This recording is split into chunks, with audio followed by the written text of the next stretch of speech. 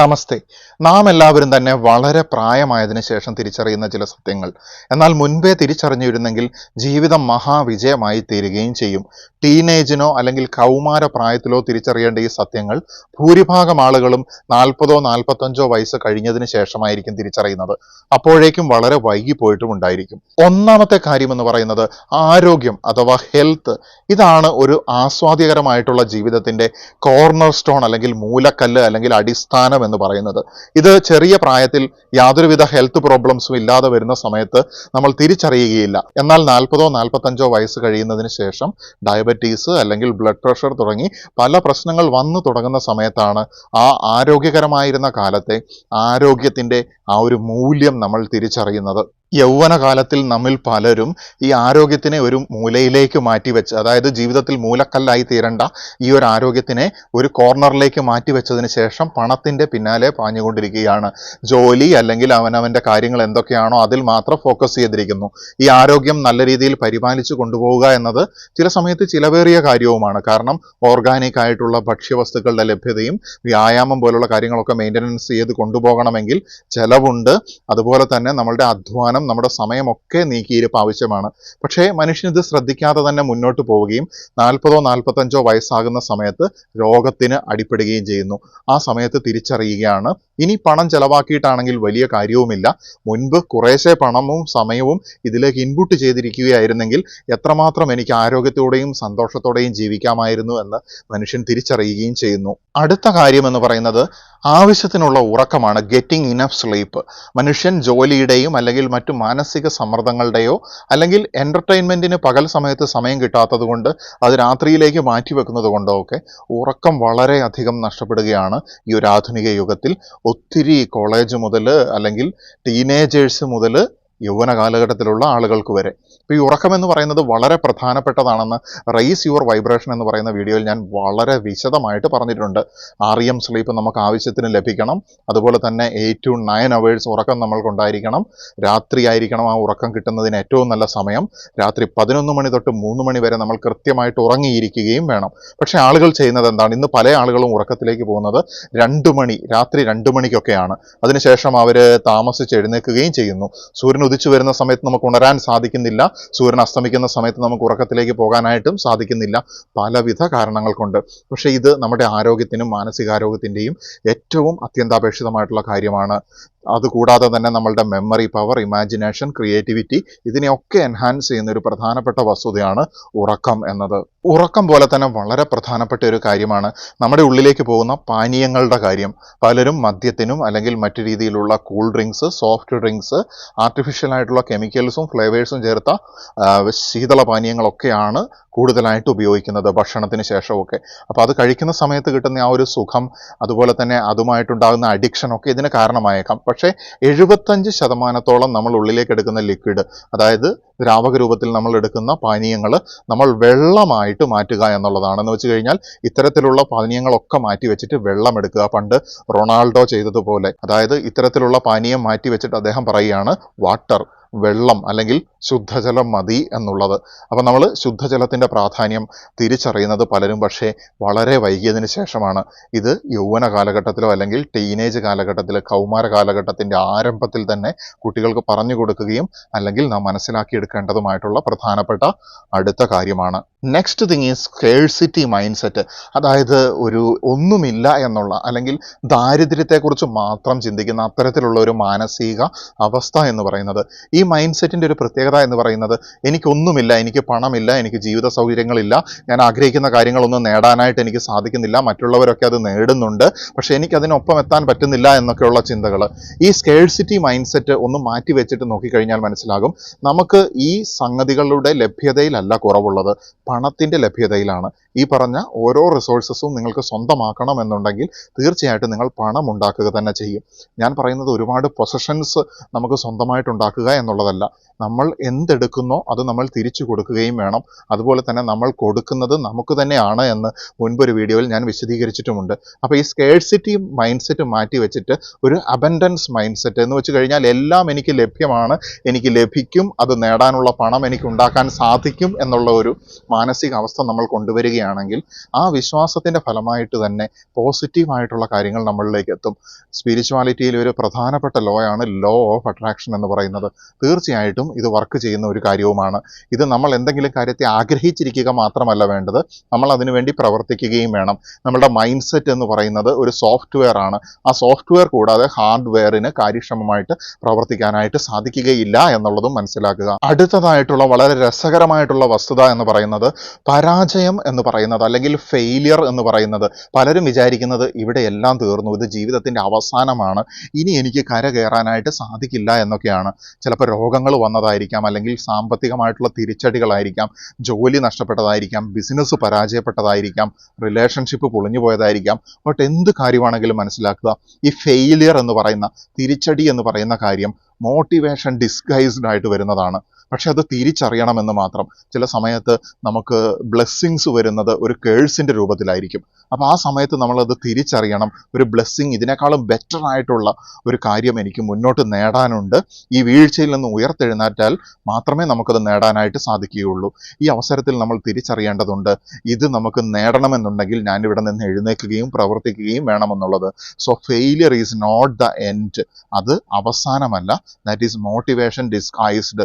വിജയത്തിലേക്കുള്ള സ്റ്റെപ്പിൻ്റെ ആരംഭമാണ് എന്നത് പല ആളുകളും വളരെ വൈകിയാണ് തിരിച്ചറിയുന്നത്. പക്ഷേ ഏതിന് പ്രായമില്ല, സമയമില്ല എന്നുള്ളതാണ്. നമ്മൾ ചെയ്യേണ്ട ഒരു കാര്യമെന്ന് പറയുന്നത് ഈ അവസരങ്ങൾ, പരാജയം എന്ന് പറയുന്നത് അവസാനമല്ല, നെക്സ്റ്റ് ആയിട്ടുള്ളൊരു ഓപ്പർച്യൂണിറ്റി നമ്മൾ ഓപ്പൺ ചെയ്യാനായിട്ടുള്ള ഒരു അവസരമാണ്. ഒരു വാതിൽ നമ്മുടെ മുന്നിൽ അടയുകയാണെങ്കിൽ, അല്ലെങ്കിൽ ഒരു വഴി നമ്മുടെ മുന്നിൽ അടയുകയാണെങ്കിൽ, പുതിയൊരു വാതിൽ അല്ലെങ്കിൽ പുതിയൊരു വഴി ക്രിയേറ്റ് ചെയ്തിട്ട് അതിലെ നടക്കുക എന്നുള്ളതാണ് ഈ ഒരു കോസ്മിക് ലോയുടെ രഹസ്യം എന്ന് പറയുന്നത്. പ്രപഞ്ചത്തിന് നിങ്ങളുടെ ഏറ്റവും ബെസ്റ്റ് ഔട്ട്പുട്ടാണ് വേണ്ടത്. അതുകൊണ്ട് തീർച്ചയായിട്ടും അത് നിങ്ങളെ അതിനുവേണ്ടി അടിച്ചു വീഴ്ത്തുക തന്നെ ചെയ്യും. ഒടുവിൽ നിങ്ങൾ ഉയർത്തെഴുന്നേറ്റ് തിരിച്ചു വരുന്നത് പ്രപഞ്ചത്തിന് കാണണം. കാരണം എന്താണെന്ന് വെച്ച് കഴിഞ്ഞാൽ, ഈ നിയമം അനുസരിച്ചിട്ട്, അതായത് ഫിസിക്കലായിട്ടുള്ള ലോസ് വെച്ച് നോക്കിയാൽ നമുക്ക് കാണാം, ദ ഫിറ്റസ്റ്റ് സർവൈവ്സ്. ഫിറ്റസ്റ്റ് എന്ന് പറയുന്നത് ശരീരത്തിൻ്റെ ബലം മാത്രമല്ല, എല്ലാ രീതിയിലുള്ള മാനസികവും അല്ലെങ്കിൽ ഇൻ്റലക്ച്വലുമായിട്ടുള്ള ബലവും കൂടി ഇതിനുള്ളിൽ പെടുന്നു എന്നുള്ളതാണ്. സോ ആത്മാവിൻ്റെ ശക്തിയും ഇതിനുള്ളിൽ പെടുന്നു എന്നുള്ളതാണ്. അതുകൊണ്ട് തന്നെയാണ് പറയുന്നത്, ഈ ഭൂമിയിൽ നമ്മളെല്ലാം നേടി ഒരു കോടീശ്വരനായി മാറിയാലും സ്വർഗരാജ്യം ദരിദ്രർക്കുള്ളതാണ് എന്ന് പറയുന്നത് പോലെ. അതായത് ഭൗതികമായ പൊസഷൻസിനപ്പുറം ശക്തമായിട്ടുള്ള ആത്മീയ വളർച്ച ഉണ്ടാകുന്നവർക്കാണ് ഈ പറയുന്ന സ്വർഗരാജ്യം എന്നുള്ളത്. സ്വർഗരാജ്യം എന്ന് പറയുന്നത് ഒരു ഹെവൻ അല്ലെങ്കിൽ ഹെൽ, ഈ ഹെല്ലിൻ്റെ ഓപ്പോസിറ്റ് ആയിട്ടുള്ള ഒരു ഹെവൻ ആണെന്നല്ല ഞാൻ പറയുന്നത്. That is a state of മൈൻഡാണ് ഈ ഭൂമിയിൽ ജീവിച്ചിരിക്കുന്ന കാലത്ത്. അതിനുശേഷം നമ്മൾ ഈ ഒരു ഭൗതിക ജീവിതം കഴിഞ്ഞു പോകുന്ന സമയത്തെ വിജയകരമായിട്ടുള്ള മോക്ഷത്തിനോട് അടുക്കുന്ന പരബ്രഹ്മത്തിലേക്കും ആനന്ദത്തിലേക്കും നമ്മൾ ലയിക്കുന്നതുമായിട്ടുള്ള ഒരവസ്ഥയാണ് ഈ സ്വർഗീയ അവസ്ഥ എന്ന് പറയുന്നത്. ആ സമയത്ത് നമ്മൾ ക്രിയേറ്ററുമായിട്ട് കൂടുതൽ അടുക്കുന്നു. അതിനുവേണ്ടി നമ്മൾ കൃത്യമായിട്ട് ക്രിയേഷനിൽ പങ്കെടുക്കുകയും നമ്മുടെ കർമ്മം വൃത്തിയായിട്ട് ചെയ്തുകൊണ്ട് തന്നെ അത് നിർവഹിക്കുകയും ചെയ്യണം. അടുത്തതായിട്ട് നമ്മൾ ചെറുപ്രായത്തിൽ തിരിച്ചറിയാത്തതും എന്നാൽ പ്രായം എത്തിക്കഴിഞ്ഞ് എക്സ്പീരിയൻസ് ഒക്കെ ആയിക്കഴിഞ്ഞ് തിരിച്ചറിയുന്നതുമായിട്ടുള്ള കാര്യമാണ്, I am a super hero in my area. എൻ്റെ ഏരിയ, എൻ്റെ കർമ്മ മേഖല ഏതാണ് എന്ന് തിരിച്ചറിഞ്ഞിട്ടുണ്ടെങ്കിൽ, എൻ്റെ കർമ്മം ഏതാണ് എന്ന് തിരിച്ചറിഞ്ഞിട്ടുണ്ടെങ്കിൽ തീർച്ചയായിട്ടും നിങ്ങൾ തന്നെയാണ് അതിലെ സൂപ്പർ ഹീറോ എന്ന് പറയുന്നത്. ഇത് മറ്റുള്ള ആളുകളുടെ ഡിമാൻഡോ അല്ലെങ്കിൽ അവരുടെ സ്റ്റാൻഡേർഡ്സിലേക്ക് എത്തുന്നതിൻ്റെ കാര്യമോ അല്ലെങ്കിൽ അവരുടെ കോമ്പറ്റീഷൻ, അവർ വിചാരിക്കുന്ന ലെവലിലേക്ക് എത്തുന്ന കാര്യങ്ങളൊന്നുമല്ല ഉദ്ദേശിക്കുന്നത്. നിങ്ങൾ ചെയ്യുന്ന കർമ്മം നിങ്ങൾക്ക് സാറ്റിസ്ഫാക്ഷനും സന്തോഷവും നൽകുന്നുണ്ടെങ്കിൽ, ചെറുതായിട്ടുള്ളതാണെങ്കിലും അത് സമൂഹത്തിനും നിങ്ങൾക്കും ഗുണകരമായിട്ട് ഭവിക്കുന്നുണ്ടെങ്കിൽ, അത് പ്രപഞ്ച സൃഷ്ടിയിൽ സൃഷ്ടാവിനോടൊത്ത് പങ്കെടുക്കാനുള്ള അവസരമായിട്ട് മാറുന്നുണ്ടെങ്കിൽ, തീർച്ചയായിട്ടും മനസ്സിലാക്കേണ്ട ഒരു കാര്യം എന്ന് പറയുന്നത് you are A super hero in that area എന്നുള്ളതാണ്. ഇത് ഓരോ വ്യക്തിയുടെ ശാരീരിക, ബൗദ്ധിക, മാനസികവും ആത്മീയമായിട്ടുള്ള സ്ഥിതിഗതികൾക്കനുസരിച്ച് ഓരോരുത്തരുടെയും മേഖല വിഭിന്നമായിരിക്കും എന്നുള്ളതാണ്. അപ്പം നമ്മുടെ കർമ്മം നന്നായിട്ട് ചെയ്യാനായിട്ട് അത് നമ്മൾ കണ്ടെത്തുക കണ്ടെത്തുക എന്നുള്ളതാണ്, നമ്മുടെ താല്പര്യം കണ്ടെത്തുക എന്നുള്ളതാണ്. അത് കണ്ടെത്തുന്ന സമയത്താണ് നമ്മുടെ മനസ്സിനും ശരീരത്തിനും ആത്മാവിനും ഒക്കെ കൂടുതൽ ശക്തിയും മോട്ടിവേഷനും ഊർജ്ജവും ഒക്കെ വരുന്നത്. ഇത് പ്രപഞ്ചത്തിൻ്റെ ഒരു ബ്ലെസ്സിങ് ആണ്. അത് കണ്ടെത്തുന്നവർ എന്ന് പറയുന്നത് പ്രപഞ്ചം നൽകിയ സമ്മാനം ഓപ്പൺ ചെയ്ത ആളുകളാണ്. ആ ഓപ്പൺ ചെയ്ത ആളുകൾക്ക് എന്തായാലും അതിൽ നിന്നുള്ള ഊർജ്ജം ലഭിക്കുക തന്നെ ചെയ്യും. അതുകൊണ്ട് തന്നെ എന്തൊക്കെ കുറവുകളുണ്ടെങ്കിലും തങ്ങളുടെ കർമ്മ മേഖലയിൽ വിജയകരമായിട്ട് മുന്നോട്ട് പോകാനായിട്ട് സാധിക്കും. നമ്മുടെ ഈ ലോകത്ത് ഒരുപാട് സഹോദരങ്ങൾ അതിനുള്ള ഉദാഹരണങ്ങളായിട്ട് ഇപ്പോഴും നമ്മുടെ ഇടയിൽ ജീവിച്ച് പ്രവർത്തിച്ചുകൊണ്ടിരിക്കുന്നു. അടുത്തതായിട്ടുള്ള കാര്യം, നമ്മൾ കുടുക്കയിൽ ചില്ലറ നാണയങ്ങൾ ഇട്ട് സൂക്ഷിക്കുന്നത് പോലെയുള്ള ഒരു കാര്യമാണ് 1% ഇംപ്രൂവ്മെന്റ് ട്രിക്ക് എന്ന് പറയുന്നത്. ഇത് നമ്മൾ ചെറുപ്രായത്തിൽ തിരിച്ചറിയുന്നില്ല. ആ സമയത്ത് ഭയങ്കര മോട്ടിവേഷനൊക്കെ ആയിരിക്കും, എങ്ങനെയെങ്കിലും ഹൈ സക്സസ്സിലേക്ക് വളരെ ക്വിക്കായിട്ട് എത്തണമെന്നുള്ളത്. പക്ഷേ ഒരു 30 വയസ്സിന് ശേഷമാണ് നമ്മൾ തിരിച്ചറിയുന്നത് ഹൈ സക്സസ്സിലേക്ക് തീർച്ചയായിട്ടും ക്വിക്കായിട്ട് എത്താനായിട്ട് ഷോർട്ട് കട്ടുകളൊന്നുമില്ല. കഠിനമായിട്ട് പരിശ്രമിച്ചു കഴിഞ്ഞാൽ മാത്രമേ സാധിക്കുകയുള്ളൂ എന്നുള്ളത്. ഇന്നത്തെ കാലത്ത് കഠിന പരിശ്രമം എന്നുള്ള ആ ചിന്ത പോലും തള്ളപ്പെട്ട് കഴിഞ്ഞു.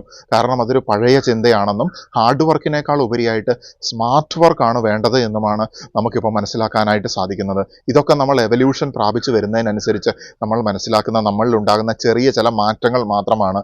സോ നമ്മൾ റിയലൈസ് ചെയ്യേണ്ടിയിരിക്കുന്നു, ഈ ഒരു ഏർലി സക്സസ് എന്ന് പറയുന്നത്, അല്ലെങ്കിൽ പെട്ടെന്ന് സക്സസ്സിലേക്ക് ജമ്പ് ചെയ്ത് കയറുക എന്ന് പറയുന്നത് വളരെ കാലത്തെ പരിശ്രമത്തിന് ശേഷം മാത്രമാണ് ഈ ജമ്പിങ് സാധ്യമാവുകയുള്ളൂ. ഗ്രാജുവൽ ആയിട്ടുള്ള വളർച്ചകൾ ചിലപ്പോൾ ഉണ്ടാകുന്നില്ല എന്ന് തോന്നിയേക്കാം. പക്ഷെ നിങ്ങൾ മനസ്സിലാക്കേണ്ടത്, ആ സമയത്ത് നിങ്ങൾക്ക് റിസൾട്ട് കിട്ടിയിട്ടില്ലെങ്കിലും തീർച്ചയായിട്ടും യൂണിവേഴ്സ് ഒരു പക്ഷേ ഈ റിസൾട്ട് മുഴുവൻ ഒരുമിച്ച് നിങ്ങളിലേക്ക് തരിക തന്നെ ചെയ്യും.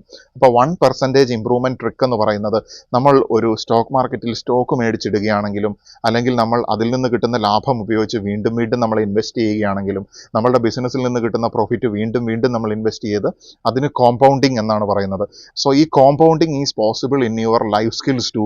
നിങ്ങളുടെ ജീവിതത്തിനെ എൻഹാൻസ് ചെയ്യുവാനായിട്ട്, നിങ്ങളുടെ ആത്മീയതയിലും നിങ്ങളുടെ ഭൗതികതയിലും നിങ്ങളുടെ ശാരീരികമായിട്ടുള്ള കാര്യങ്ങളിലൊക്കെ ഈ കോമ്പൗണ്ടിങ് വർക്ക് ചെയ്യേണ്ടിയിരിക്കുന്നു. ഇത് നിങ്ങളുടെ എക്സ്പീരിയൻസിനെ കോമ്പൗണ്ട് ചെയ്യുന്ന സമയത്ത് വളരെയധികം എഫക്റ്റീവായിട്ടുള്ള റിസൾട്ട് നമുക്കുണ്ടാകുമെന്നുള്ളത് മനസ്സിലാക്കേണ്ടിയിരിക്കുന്നു. നിങ്ങളുടെ കർമ്മത്തിനെ കോമ്പൗണ്ട് ചെയ്യുന്ന സമയത്ത് തീർച്ചയായിട്ടും അത്ഭുതകരമായിട്ടുള്ള വിജയത്തിൻ്റെ പാതകളിലേക്ക് നിങ്ങൾ ഫ്യൂച്ചറിൽ എത്തുകയും ചെയ്യുമെന്നുള്ളത് ഒരു സംശയവുമില്ലാതെ ഞാനിവിടെ പറയാനായിട്ട് ആഗ്രഹിക്കുകയാണ്. പലപ്പോഴും ടീനേജിലും അല്ലെങ്കിൽ ഏർലി കൗമാരത്തിലേക്ക് പ്രവേശിക്കുന്ന സമയത്തുമൊക്കെ പീപ്പിൾ പ്ലീസിങ് എന്ന് പറയുന്ന ഒരു സ്വഭാവം ആളുകളിൽ വരാറുണ്ട്. ഇത് പുരുഷന്മാരിലും സ്ത്രീകളിലും ഒക്കെ ഒരുപോലെ വർക്ക് ചെയ്യുന്ന ഒരു കാര്യമാണ്. മറ്റുള്ളവരെ ഇംപ്രസ് ചെയ്യിക്കാനായിട്ട്, അല്ലെങ്കിൽ മറ്റുള്ളവരെ പ്ലീസ് ചെയ്യിപ്പിക്കാനായിട്ട് അവർ പറയുന്ന കാര്യങ്ങളൊക്കെ അനുസരിക്കുകയും അതിനനുസരിച്ച് ജീവിക്കുകയും ചെയ്യുക. ചുരുക്കി പറഞ്ഞു കഴിഞ്ഞാൽ നോ പറയാനുള്ള കഴിവില്ലാത്തൊരവസ്ഥ. ഇത് നമുക്ക് ടീനേജിലും അല്ലെങ്കിൽ ഈ യങ്സ്റ്റർ ആയിരിക്കുന്ന സമയത്തൊക്കെ വളരെ കുറവായിരിക്കും. ബട്ട് കുറച്ചുകൂടെ ഗ്രോ ചെയ്യുന്ന സമയത്ത് പല ആളുകളും മനസ്സിലാക്കുകയാണ്, നോ പറയേണ്ടടുത്ത് നോ പറയേണ്ടതുപോലെ നോ പറയണം എന്ന് വെച്ച് കഴിഞ്ഞാൽ അതൊരു അഗ്രഷന്റെ വഴി ഉപയോഗിച്ചോ ഒരു പാസിവിറ്റിയുടെ വഴി ഉപയോഗിച്ചിട്ടോ അല്ല, മറിച്ച് മോഡറേറ്റ് ആയിട്ടുള്ള രീതിയിൽ, ദേഷ്യവുമല്ല എന്നാൽ അനുവദിച്ചു കൊടുക്കുകയുമല്ല. നോ പറയേണ്ടടുത്ത് നോ പറയേണ്ടതുപോലെ പറയുന്നു. Middle path is the golden path എന്നുള്ളത് അസേർട്ടീവ്നെസ് എന്ന് പറയുന്ന ഈ ഒരു കൺസെപ്റ്റിന്റെ ഉള്ളിൽ മനഃശാസ്ത്രപരമായിട്ടുള്ള പ്രധാനപ്പെട്ട ഒരു വസ്തുത തന്നെയാണ്. ഒരു വ്യക്തിയുടെ ജീവിതം വിജയത്തിലേക്ക് എത്തണമെങ്കിൽ this is A life skill. ഇതൊരു ലൈഫ് സ്കില്ലാണ്, WHO അപ്രൂവ് ചെയ്തിട്ടുള്ളതാണ്. ഇത് നമുക്ക് ഇൻബോൺ ആയിട്ട് കിട്ടുന്നു എന്നതിനപ്പുറത്തേക്ക് നമുക്ക് സ്വയം ആർജിച്ചെടുക്കാനും അല്ലെങ്കിൽ ട്രെയിനിങ്ങിലൂടെ നമുക്ക് ആക്യൂർ ചെയ്യാനുമായിട്ട് സാധിക്കുന്ന ഒരു കാര്യമാണ് നോ പറയുക എന്നുള്ളത്, അഥവാ അസേർട്ടീവ് ആകുക എന്നുള്ളത്. അപ്പം യെസ് പറയേണ്ടടുത്ത് യെസ്സും നോ പറയേണ്ടടുത്ത് നോയും അഗ്രഷനോ പാസിവിറ്റിയോ ഇല്ലാതെ നമുക്ക് പറയാനായിട്ട് സാധിക്കണം. എന്നാൽ മാത്രമേ നമുക്ക് ജീവിതത്തിൽ മുന്നോട്ട് പോകുവാനായിട്ട് സാധിക്കുകയുള്ളൂ. നിങ്ങളുടെ വാല്യൂവിനെ ഹർട്ട് ചെയ്യുന്നതായിട്ടുള്ള കാര്യങ്ങൾ വരുന്ന സമയത്ത്, നിങ്ങളെ മിസ്യൂസ് ചെയ്യുന്നു എന്ന് തോന്നുന്ന സമയത്തൊക്കെ നിങ്ങൾക്ക് ബൗണ്ടറി സെറ്റ് ചെയ്യാനായിട്ട് സാധിക്കണം. അല്ലാത്ത പക്ഷം മറ്റുള്ളവർ അവരുടെ സ്വപ്നങ്ങൾ സാധൂകരിക്കാനായിട്ട് നിങ്ങളെ അടിമകളാക്കി മാറ്റുക മാത്രമേ ഉള്ളൂ. അടുത്തതായിട്ട് ടീനേജേഴ്സിനും യങ്സ്റ്റേഴ്സിനും പറ്റുന്ന ഒരു പ്രധാനപ്പെട്ട കാര്യം എന്ന് പറഞ്ഞു കഴിഞ്ഞാൽ, അല്ലെങ്കിൽ ഒരു പ്രധാനപ്പെട്ട പ്രശ്നമാണ് സോൾമേറ്റിനെ തേടിക്കൊണ്ടേ ഇരിക്കുക എന്നുള്ളത്. എൻ്റെ ലൈഫ് പാർട്ണർ ആരായിരിക്കും, അത് ഇന്നയാളാണോ, അടുത്തയാളാണോ, മുന്നിൽ കണ്ട ആളാണോ, ഇനി കാണാൻ പോകുന്ന ആളാണോ, ഇതിനെക്കുറിച്ച് ഓവറായിട്ട് ചിന്തിക്കേണ്ട ഒരു കാര്യമില്ല. ഇതിലേക്ക് ഒരുപാട് എനർജി കളയേണ്ട ഒരു കാര്യമില്ല. ഈ സമയത്തെ എനർജി നിങ്ങൾ ക്രിയേറ്റീവ് ആയിട്ടുള്ള കാര്യങ്ങളിലേക്ക് ഇൻപുട്ട് ചെയ്യുക. സോൾമേറ്റ് കൺസെപ്റ്റ് എന്ന് പറയുന്നത് ഒരു നെറ്റ്ഫ്ലിക്സ് മൂവി പോലത്തെ ഈസി ആയിട്ടുള്ളതും കാണാൻ രസമായിട്ടുള്ളതുമായിട്ടുള്ള ഒരു കാര്യമല്ല. ഹാർഡ്ഷിപ്സിലും അതുപോലെ തന്നെ ഷെയർഡ് ആയിട്ടുള്ള എക്സ്പീരിയൻസസിലും അതുപോലെ തന്നെ ഷെയർഡ് ആയിട്ടുള്ള കെയറിങ്ങിലും ഷെയർഡ് ആയിട്ടുള്ള സപ്പോർട്ടിലും നിങ്ങളോടൊപ്പം മുന്നോട്ട് ചരിക്കാനുള്ള ഒരു വ്യക്തി ഈ യൂണിവേഴ്സ് നിങ്ങൾക്ക് വേണ്ടി അസൈൻ ചെയ്തിട്ടുണ്ടെങ്കിൽ, നിങ്ങളുടെ കർമ്മം നിങ്ങൾ വൃത്തിയായി ചെയ്യുന്ന സമയത്ത് അവർ നിങ്ങളിലേക്ക് എത്തുകയും നിങ്ങളുടെ ഒപ്പം സഞ്ചരിക്കുകയും ചെയ്യും. സോ അതിനായിട്ട് നിങ്ങൾ തേടേണ്ടതില്ല, തീർച്ചയായിട്ടും അത് നിങ്ങളിലേക്ക് വരിക തന്നെ ചെയ്യും. നമ്മളുടെ ഭാഗത്തുനിന്ന് ഓവറായിട്ടുള്ളൊരു എഫേർട്ട് നമ്മൾ അതിലേക്ക് ഇടേണ്ട ആവശ്യമില്ല എന്നാണ് ഞാൻ പറഞ്ഞു വെക്കുന്നത്. അത് ഷട്ട് ഡൗൺ ചെയ്യുക എന്നുള്ളതല്ല. ചില ആളുകൾക്ക് ബ്രഹ്മചര്യമായിരിക്കും വഴി. ചില ആളുകളെ സംബന്ധിച്ചിടത്തോളം ഒരു പാർട്ട്ണർ, ലൈഫ് പാർട്ട്ണർ അല്ലെങ്കിൽ ഒരു സോൾമേറ്റ് ഓർ ട്വിൻ ഫ്ലെയിം ഉണ്ടായിരിക്കും. അപ്പോൾ അതിനുവേണ്ടി നമ്മൾ ഓവറായിട്ട് വറീഡ് ആകണ്ട. പലർക്കും 30s മുമ്പ് തിരിച്ചറിയാൻ പറ്റാത്ത ഒരു സത്യമാണ്, നിങ്ങൾക്ക് വേണ്ടത് എക്സ്പെക്റ്റേഷനെ റീപ്ലേസ് ചെയ്തിട്ട് അതിന് പകരം, അതായത് നമ്മൾ മറ്റുള്ളവരിൽ നിന്ന് പ്രതീക്ഷിക്കുക എന്നുള്ള ആ കാര്യം റീപ്ലേസ് ചെയ്തിട്ട് അതിന് പകരം എഗ്രിമെൻറ്റ്സ് ആണ് വെക്കേണ്ടത് എന്നുള്ളത്, അല്ലെങ്കിൽ വാഗ്ദാനങ്ങളാണ് വേണ്ടത് എന്നുള്ളത്. ഇഫ് യു ആർ വർക്കിംഗ്, നിങ്ങളൊരു വർക്ക് പ്ലേസിൽ ജോലി ചെയ്യുകയാണെങ്കിൽ, നിങ്ങളൊരു മേലധികാരി ആയിരിക്കാം, അല്ലെങ്കിൽ നിങ്ങൾ ഒരു സാധാരണ സബോർഡിനേറ്റ് ആയിരിക്കാം, എന്തു തന്നെയാണെങ്കിലും നിങ്ങൾ വർക്ക് ചെയ്യുന്ന സമയത്ത് നിങ്ങളെ ആരെങ്കിലും സഹായിക്കുമെന്നോ അല്ലെങ്കിൽ നിങ്ങൾ ചെയ്തുകൊണ്ടിരിക്കുന്ന വർക്കിൽ ഇന്ന ടാസ്കുകൾ ആരെങ്കിലും ചെയ്യുമെന്നോ ഒരിക്കലും വിചാരിക്കരുത്. You have to assign that duty. അത് ആർക്കാണോ ചെയ്യണമെന്ന് നിങ്ങൾ എക്സ്പെക്ട് ചെയ്യുന്നത് അവരുമായിട്ട് എഗ്രിമെൻ്റ് വെക്കുക എന്നുള്ളതാണ്. ആ സമയത്ത് നമുക്ക് ഈ പറയുന്ന എക്സ്പെക്റ്റേഷൻ എന്ന് പറയുന്ന വേദന മാറിക്കിട്ടും. നമ്മൾ പ്രതീക്ഷിക്കുമ്പോഴാണ് നമുക്ക് വേദന ഉണ്ടാകുന്നത്. But when it comes to agreement, അല്ലെങ്കിൽ ഒരു നിബന്ധനയുടെ ഒരു അവസ്ഥയിലേക്ക് വരുന്ന സമയത്ത്, അല്ലെങ്കിൽ ഒരു വാഗ്ദാനത്തിൻ്റെ ഒരു അവസ്ഥയിലേക്ക് വരുന്ന സമയത്ത്, തീർച്ചയായിട്ടും ഓപ്പോസിറ്റ് പാർട്ടിക്ക് അവർ റെസ്പോൺസിബിൾ ആണെങ്കിൽ ആ വർക്ക് ചെയ്യേണ്ടതായിട്ട് തന്നെ വരും. അപ്പോൾ എക്സ്പെക്റ്റേഷനിൽ ഇരുന്ന് നമ്മൾ ദുഃഖിക്കുന്നതിനേക്കാളും നല്ലത് എഗ്രിമെൻ്റ് വെച്ചിട്ട് നമ്മൾ മുന്നോട്ട് പോകുന്നതാണ്. ആ സമയത്താണ് കാര്യങ്ങൾ ക്ലിയർ ആയിട്ട് നടക്കുകയുള്ളൂ എന്നുള്ളത് പലരും മനസ്സിലാക്കുന്നത് വളരെ പ്രായമെത്തിയതിന് ശേഷമാണ്. പക്ഷേ ഇത് നേരത്തെ തിരിച്ചറിയുകയാണെങ്കിൽ നിങ്ങളുടെ വിജയത്തിൻ്റെ, നിങ്ങളുടെ ലീഡർഷിപ്പ് ക്വാളിറ്റീസിനെയൊക്കെ നിങ്ങൾക്ക് നല്ല രീതിയിൽ എൻഹാൻസ് ചെയ്യാനും അത് നല്ല രീതിയിൽ ലോകത്തിന് കാണിച്ചു കൊടുത്ത് മറ്റുള്ളവർക്ക് പ്രകാശമേകാനും ഒക്കെ സഹായകരമായിട്ടുള്ളൊരു കാര്യമാണ് ഈ പറയുന്ന എക്സ്പെക്റ്റേഷൻ വേഴ്സസ് എഗ്രിമെൻ്റ് എന്ന് പറയുന്ന കൺസെപ്റ്റ്. ഐ സീ യു, ഞാൻ നിന്നെ കാണുന്നു. ഐ ഹിയർ യു, ഞാൻ നിന്നെ ശ്രവിക്കുന്നു. ഐ വാല്യൂ യു, ഞാൻ നിനക്ക് വേണ്ട വില നിനക്ക് തരുന്നു എന്ന് പറയുന്ന സമയത്ത് നമ്മൾ മറ്റൊരു വ്യക്തിയെ കൺസിഡർ ചെയ്യുകയാണ്. അതായത് നമ്മൾക്ക് അവരെ കൊണ്ട് എങ്ങനെയാണോ വേണ്ടത് ആ രീതിയിലല്ല നമ്മൾ പെരുമാറുന്നത്. അവർക്ക് നമ്മളെ എങ്ങനെയാണോ ആവശ്യമുള്ളത് അങ്ങനെ നമുക്ക് അവർക്ക് വെളിച്ചം കൊടുക്കാനായിട്ട് സാധിക്കുന്നുണ്ടോ, നമ്മുടെ സർവീസ് കൊടുക്കാനായിട്ട് സാധിക്കുന്നുണ്ടോ, നമ്മുടെ എനർജി ട്രാൻസ്മിറ്റ് ചെയ്യാനായിട്ട് സാധിക്കുന്നുണ്ടോ, നമ്മുടെ കർമ്മം അവിടെ ഇൻപുട്ട് ചെയ്യാനായിട്ട് സാധിക്കുന്നുണ്ടോ, ആ സമയത്താണ് നിങ്ങൾ നല്ലൊരു ലിസണർ ആകുന്നതും നല്ലൊരു രീതിയിൽ കർമ്മയോഗയിലൂടെ മുന്നോട്ട് പോകാനായിട്ട് സാധിക്കുന്നതും. അപ്പോൾ ഇവിടെ വേണ്ടത് എന്ന് പറയുന്നത് നല്ലൊരു ലിസണർ ആകുക എന്നുള്ളതാണ്. ഞാൻ ഈ പറഞ്ഞ കാര്യങ്ങളുടെ ഒരു അടിസ്ഥാനം എന്ന് പറയുന്നത് നല്ലൊരു ഒബ്സർവർ ആകുക എന്നുള്ളതാണ്. അപ്പം നല്ലൊരു ലിസണർ ആകുന്ന സമയത്ത് ആളുകൾക്ക് അവരെ കേൾക്കാനാണ് ആളുകളെ വേണ്ടത്. അപ്പോൾ ആ നല്ലൊരു ലിസണർ അല്ലെങ്കിൽ ഒബ്സർവർ ആകുന്ന സമയത്ത് നിങ്ങൾക്ക് ആളുകളെ തിരിച്ചറിയാനും ആളുകളുമായിട്ടുള്ള റിലേഷൻഷിപ്പ് നല്ല രീതിയിൽ സ്ട്രെങ്തൻ ആകാനായിട്ടും നിങ്ങളുടെ സോഷ്യൽ നെറ്റ്വർക്കിംഗ് നല്ല പവർഫുൾ ആയിട്ടുള്ള രീതിയിൽ കൊണ്ടുവരാനായിട്ടും സാധിക്കും. പക്ഷേ പ്രായം വളരെ കഴിഞ്ഞു പോയതിനു ശേഷമാണ് ആളുകൾ ഈ സത്യം തിരിച്ചറിയുന്നത്. ഇത് ടീനേജ് പ്രായത്തിലും അല്ലെങ്കിൽ യൂത്ത് ആയിരിക്കുന്ന അവസ്ഥയിലും മനസ്സിലാക്കുകയാണെങ്കിൽ നിങ്ങൾക്ക് ആളുകളെ കൺസിഡർ ചെയ്യാനായിട്ട് സാധിക്കുന്നുണ്ടെങ്കിൽ, അത്തരത്തിലുള്ള ഒരു മേഖലയിലാണ് നിങ്ങൾ ഉള്ളത് എന്നുണ്ടെങ്കിൽ, അത് തീർച്ചയായിട്ടും നിങ്ങളുടെ ലൈഫിൽ വളരെയധികം അത്ഭുതകരമായിട്ടുള്ള ഗ്രോത്തിലും അത്രയും ശക്തമായിട്ടുള്ള റിലേഷൻഷിപ്പിലേക്കും കൊണ്ടുവരാനായിട്ട് സാധിക്കും എന്നുള്ളതാണ്. ഇവിടെ ലിസണർ ആകുക എന്ന് പറയുന്നത് അറ്റാച്ച്ഡ് ആകുക എന്നുള്ളതല്ല ഉദ്ദേശിക്കുന്നത്, അല്ലെങ്കിൽ അവർക്ക് വിധേയപ്പെടുക എന്നുള്ളതല്ല ഉദ്ദേശിക്കുന്നത്. A good listener is always thinking about something else. എന്താണ് സ്കോപ്പ്, എന്താണ് ഓപ്പർച്യൂണിറ്റി, അയാൾക്കും എനിക്കും ഗുണകരമായിട്ടുള്ള രീതിയിൽ എങ്ങനെ കാര്യങ്ങൾ കൊണ്ടുവരാം എന്നുള്ളതാണ് ചിന്തിക്കുന്നത്. സോ ഈ സമയത്ത് നമ്മൾ നല്ലൊരു ലിസണർ ആയിരിക്കുക. പല ആളുകളും അവരുടെ ടൈം വരാനായിട്ട് കാത്തിരിക്കുകയാണ് മറ്റുള്ളവർ സംസാരം നിർത്തുന്നതിന് വേണ്ടി. പക്ഷേ നമ്മൾ ചെയ്യേണ്ടത് മറ്റുള്ളവരുടെ സംസാരം കേൾക്കുകയും നമ്മളുടെ ടേൺ വരുന്ന സമയത്ത് മാത്രം, അല്ലെങ്കിൽ സൈലൻസിനേക്കാളും മനോഹരമാകുന്നു നമ്മുടെ ശബ്ദം എന്നുണ്ടെങ്കിൽ, അല്ലെങ്കിൽ നമ്മളുടെ സംസാരം എപ്പോഴാണോ സൈലൻസിനേക്കാളും മനോഹരമായിട്ട് ആയിരിക്കുന്ന അവസ്ഥ, ആ സമയത്താണ് നമ്മൾ സംസാരിക്കേണ്ടത്. പലരെയും ഞാൻ ശ്രദ്ധിച്ചിട്ടുണ്ട്, ടീനേജ് പ്രായത്തിൽ അല്ലെങ്കിൽ കൗമാരത്തിൻ്റെ ആദ്യ സമയങ്ങളിലൊക്കെ പേരൻസിനെ ഒരു ശത്രുക്കളായിട്ട് കാണുന്ന അവസ്ഥ, അല്ലെങ്കിൽ അവർ ഭയങ്കരമായിട്ട് നിയന്ത്രിക്കുന്നവരാണ് എന്നൊക്കെ പറഞ്ഞ് അവരുമായിട്ടുള്ള കമ്മ്യൂണിക്കേഷൻ കുറച്ച് ഒരു മുറിയിൽ അടച്ചിരിക്കുകയോ അല്ലെങ്കിൽ ഹോസ്റ്റലിലോ മറ്റോ നിൽക്കുകയാണെങ്കിൽ അവരുമായിട്ട് കമ്മ്യൂണിക്കേഷൻ ഇല്ലാതെ ആയിരിക്കുന്ന അവസ്ഥ.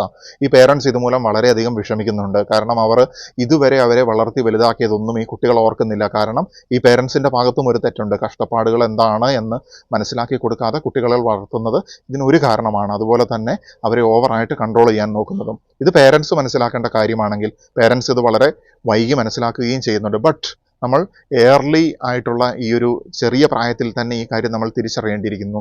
U have to call your parents. നിങ്ങൾക്കൊരു പ്രോബ്ലം വരുന്ന സമയത്ത്, മനസ്സിൽ എന്തെങ്കിലും ഒരു കാര്യം ഷെയർ ചെയ്യണമെന്ന് തോന്നുന്ന സമയത്ത്, നിങ്ങളുടെ പേരൻസ് എത്ര റഫായിട്ട് പെരുമാറുന്നവരാണെങ്കിലും പൊട്ടിത്തെറിക്കുന്നവരാണെങ്കിലും ഒക്കെ നിങ്ങൾ അവരുമായിട്ട് ഷെയർ ചെയ്യാനായിട്ട് ശ്രമിക്കുക. അവരെ കെയർ ചെയ്യാനായിട്ട് ശ്രദ്ധിക്കുക. കാരണം അവരെപ്പോഴും നിങ്ങളിലാണ് അവരുടെ എല്ലാ പ്രതീക്ഷകളും. അപ്പോൾ വളർന്നു വന്ന് കുറേ പ്രായമാകുമ്പോഴത്തേനും ചിലപ്പോൾ അവർ നമ്മുടെ പരിസരത്ത് നിന്ന് പോയിട്ടുണ്ടായിരിക്കും. അപ്പോൾ അതുകൊണ്ട് മനസ്സിലാക്കുക, ചെറിയ പ്രായത്തിൽ തന്നെ നിങ്ങളുടെ മാതാപിതാക്കളെ സ്നേഹിക്കുകയും ബഹുമാനിക്കുകയും അനുസരിക്കുകയും ചെയ്യുക. അതുപോലെ തന്നെ പേരൻസ് ആണെങ്കിലും തിരിച്ചറിയേണ്ടിയിരിക്കുന്നു ശാസ്ത്രീയമായിട്ട് എങ്ങനെയാണ് സൈക്കോളജിക്കലി നമുക്ക് കുട്ടികളെ റേസ് ചെയ്യാൻ പറ്റുന്നത് എന്ന്. ഇത് ചെറിയ പ്രായത്തിൽ തന്നെ പേരൻസ് ആകുന്നവർ തിരിച്ചറിയുകയാണെങ്കിൽ ഒരു 40-45 വയസ്സ് കഴിഞ്ഞ് 50-58 റിട്ടയർമെൻറ്റ് ഏജിലേക്കൊക്കെ വരുന്ന സമയത്ത് കുട്ടികളെ പ്രതി നമുക്ക് വലിയൊരു വിഷമതകൾ ഉണ്ടാകാതിരിക്കാനായിട്ട് സഹായിക്കുകയും ചെയ്യും. സെക്കൻഡ് ലാസ്റ്റ് ആയിട്ടുള്ള പോയിന്റ് എന്ന് പറയുന്നത് സെൽഫ് റിലയൻസ്, അല്ലെങ്കിൽ ഒരു സ്വാശ്രയത്തിൽ നമുക്ക് നിൽക്കാനായിട്ട് സാധിക്കണം. ഇത് നിങ്ങൾ ടീനേജ് കഴിഞ്ഞ് ഒരു പ്രായപൂർത്തിയാകുന്ന സമയത്ത് തന്നെ സ്വന്തം കാലിലേക്ക് നിൽക്കുക എന്നത് പല വിദേശ രാജ്യങ്ങളിലും സാധ്യമായിട്ടുള്ളൊരു കാര്യമാണ്. ബട്ട് വളരെ വൈകിയാണ് 35-40 വയസ്സിന് ശേഷമാണ് ആളുകൾ സ്വന്തം കാലിൽ നിൽക്കുന്നതിനെക്കുറിച്ച് നമ്മുടെ നാട്ടിൽ ഇപ്പോഴും ചിന്തിക്കുന്നത് എന്ന് പല അവസരങ്ങളിലും എനിക്ക് തോന്നിയിട്ടുണ്ട്.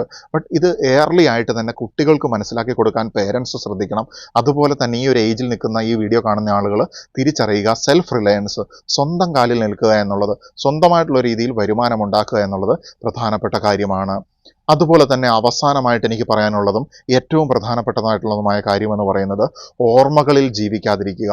നമ്മളെ ദുഃഖിപ്പിക്കുന്ന നെഗറ്റീവായിട്ടുള്ള പരാജയങ്ങളിൽ നിന്നൊക്കെയുള്ള ലെസൺസ് പഠിക്കണം, ലെസൺസ് മനസ്സിലാക്കണം, എസൻസ് വേണം. പക്ഷേ അതിൽ തന്നെ കഴിയാതിരിക്കുക.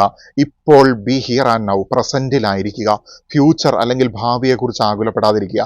ഇപ്പോഴുള്ള നിങ്ങളുടെ കർമ്മം എന്താണോ അതിൽ ഫോക്കസ് ചെയ്തുകൊണ്ട് ശക്തമായിട്ട് മറ്റുള്ളവർക്ക് വെളിച്ചം പകർന്നുകൊണ്ട് നമുക്ക് ഒരുമിച്ച് മുന്നേറാം. നവയുഗത്തിൻ്റെ ശില്പികളാകാം. നമുക്ക് ക്രിയേറ്ററിനൊപ്പം സഞ്ചരിക്കാം കർമ്മത്തിലൂടെ. നമസ്തേ.